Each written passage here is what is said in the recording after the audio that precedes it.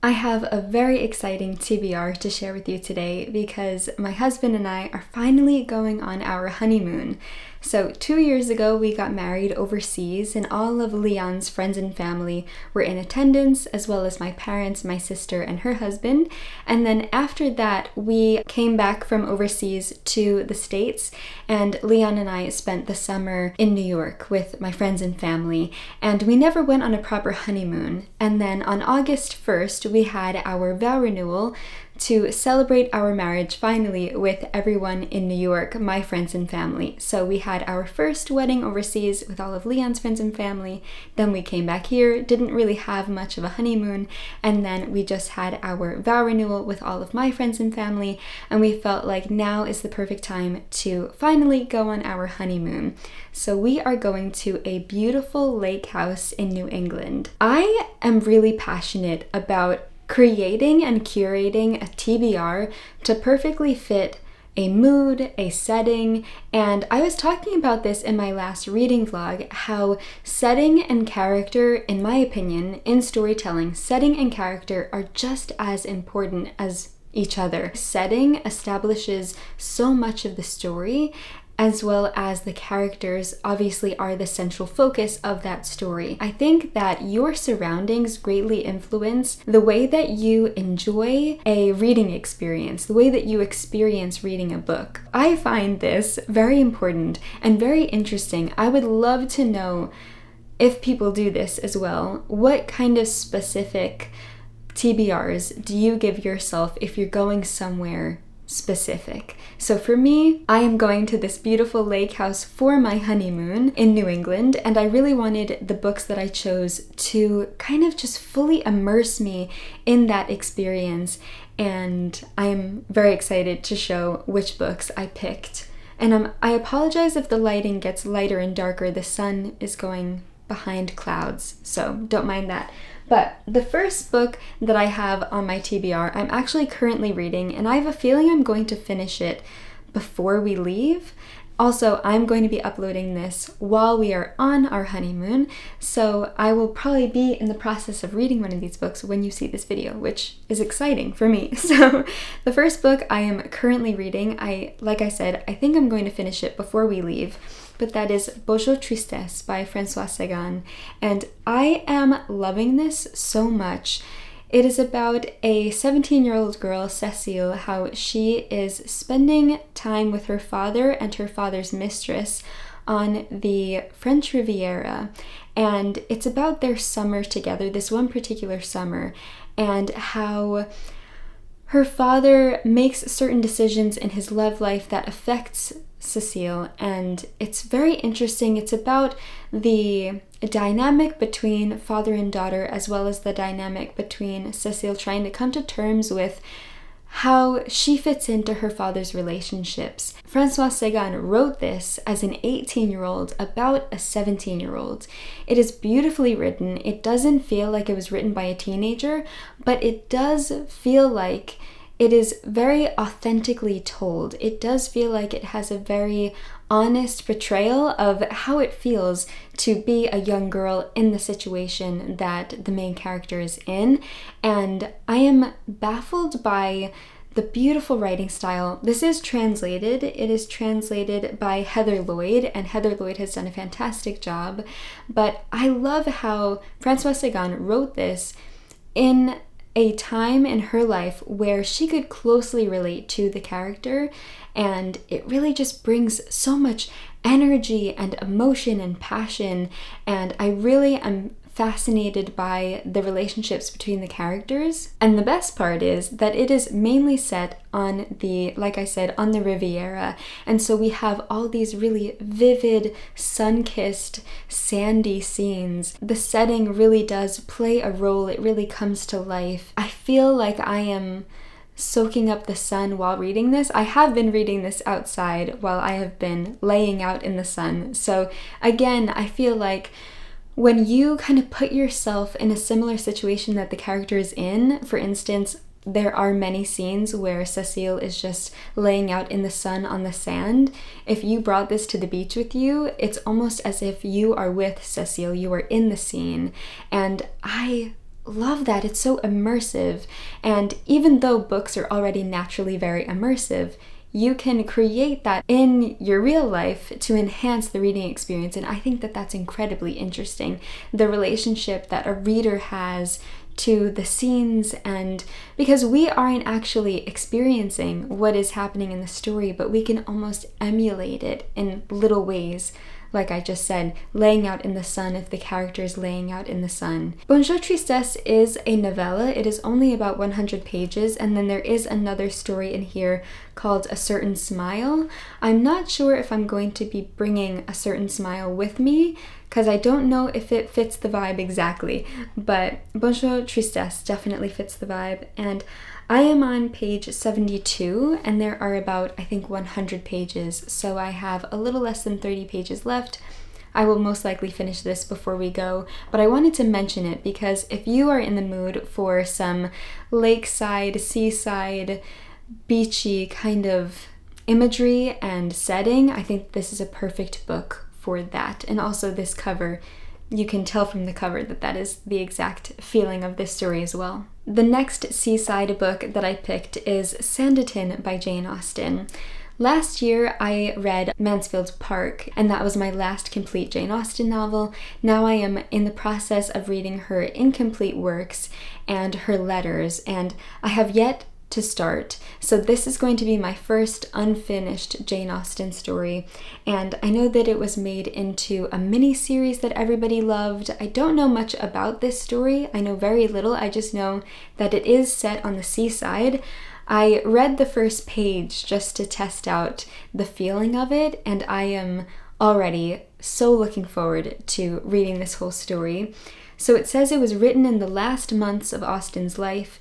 The tantalizing Sanditon features a glorious cast of hypochondriacs and speculators in a newly established seaside resort, and shows the author contemplating a changing society with skepticism and amusement. And I don't want to know too much else. I can't wait to see what Jane Austen has in store for me for this book. And I started a Jane Austen personal curriculum early in 2026, and I have not continued on with it because this year turned out to be a lot more hectic and busy than I was anticipating. But I'm going to be bringing my reading journal and my Jane Austen curriculum journal with me on our honeymoon, and I'm hoping that having this extra time where we can just sit together and read and journal, and Leon wants to do some writing as well. So I'm really looking forward to having time for Jane Austen and to hopefully get back into my Jane Austen curriculum. The last novel that I will be bringing, I should say we're only going for about 5 or 6 days, depending on when we go and when we leave, but we're staying for about 6 days, and I didn't want to put too many books on this TBR because I wanted it to feel achievable to read them and to just have quality time with Leon outside of reading and writing and just having a good time. So I don't think I'm going to finish this whole book, but this is the book that won the poll for September's Well-Read Book Club pick. So I host a book club on Fable called the Well-Read Book Club, and every month we read from a different genre or subgenre to become well-read and well-rounded readers. And the subgenre of September is art and artist fiction, so a book about an artist or where art plays a major role. And the book that won, which I was hoping this one was going to win, this is the one that I voted for, and that is My Friends by Fredrik Backman. As I'm sure you can tell by the cover of this book, again, it's this watery scene. It feels, just from the cover, like the perfect book to bring on our lakeside honeymoon. So I have heard nothing but impeccable things about this book. Fredrik Backman is one of my favorite contemporary writers. I've actually read every single thing that he's ever written except for this book. So once I read this one, I will be back up to speed with having read all of his works. Something that always sticks out to me about Fredrik Backman's work is how he can make you laugh, cry, scream, shout, dance, feel hopeful, feel sorrowful in one sentence, in one line, in one chapter. He captures so much emotion, and he really brings you into the story, pulls at your heartstrings so easily, and you feel I feel so deeply connected to all of his characters every time I read one of his works. He's such a witty writer, but he's also such a heartfelt writer at the same time, and I love that balance between all the different emotions that we can feel in a story and in life in general. So I don't want to know too much of what this story is about. I really want to be pleasantly surprised. I know that art does play a very big role in this story, and I do know that I believe it is set in the summertime, or I know that there is something to do with a pier or a dock or some kind of seaside something. But again, I really don't want to know too much. I want to be pleasantly surprised, and I do know and have a very good feeling that this is going to fit the exact atmosphere of the lake house. I will be reading this in August. I'm going to start it at the end of August. This is our book for September, but what I'm going to do and what I'm really excited about is I'm going to take notes every time I finish a chapter so that when September starts and we change our book selection on Fable. So how Fable works is when you pick a book for the book club, it breaks the chat section, like the discussion section, down into different chapters so you can not get spoiled for the different chapters. So I'm going to write a little note for at the end of every chapter. As I finish, I'm going to write in my reading journal all of my thoughts and everything I want to say on the Fable chat. I'm going to write down, and then when September starts, I'm going to fill in all of the little discussion points, all the little chapters with my thoughts that I have written down as I read, so that I can still keep up with everybody and see how everybody feels about it. So I'm going to start this one a little early and keep notes, and I can't wait to see what we think about it. Like I said, I love Fredrik Backman's work so much. He's one of my favorites, and I've been wanting to read this ever since it came out, and I don't even remember when this came out. I forgot that the end papers have this like watery texture, but it looks like oil paint, which again, I think that is the artistic elements coming in. This book came out in 2025, so I've been wanting to read it for a year, and I just have been holding out for the summer because that's when I wanted to read it. So that is My Friends by Fredrik Backman. I cannot wait. And again, I don't think I'm going to finish this, but I really just want to start it on the honeymoon. The next two books are from the same author, and that is Mary Oliver. So the first book that I have is Mary Oliver's American Primitive. This is a collection of poetry for Mary Oliver that she won the Pulitzer Prize for, and I adore Mary Oliver. I talk about her all the time.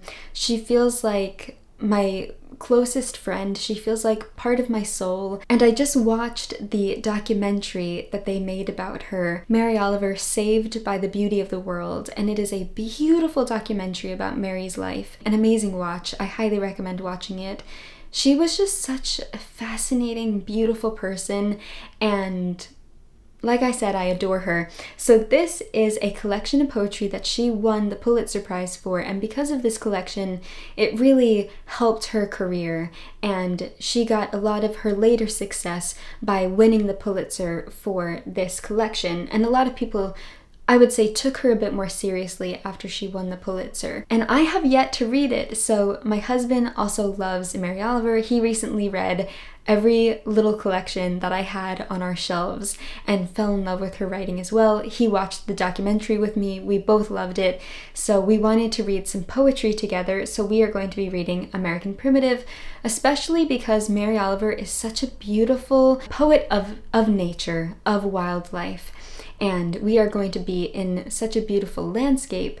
And I thought that this would be a perfect read for a perfect nature-filled setting. I also forgot to grab another poetry collection that we want to read on the honeymoon, but before I show you that one, we are also going to be reading Upstream by Mary Oliver. I have only read this once, and I have been wanting to reread it ever since. I think I read this in 2020 or 2021, and this is part of the reason why I fell in love with Mary Oliver. This is a collection of her essays, and oh my gosh, this is one of my favorite books of all time.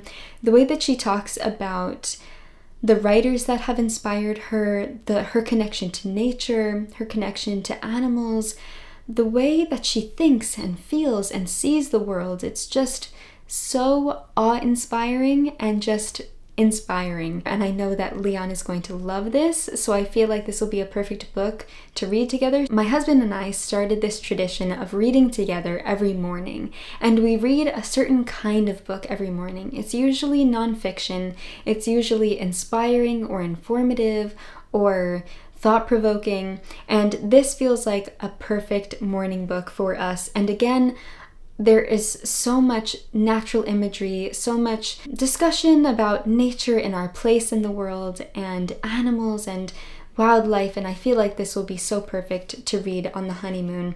And we thought that it would be a perfect pairing to also read Mary Oliver's American Primitive, so we can read these kind of at the same time, but they are also quite different because this is poems and this is essays, and I just feel like they could go together very well. So we will probably read this one in the morning, and then maybe we'll read this one throughout the day or in the evening. We really love starting our day with reading and talking to each other about what we're reading in terms of what the morning book makes us think about, and I can't wait to share this book with Leon because I adored it so much when I first read it, and I can't wait to read American Primitive. So those are the two Mary Oliver books that we'll be bringing.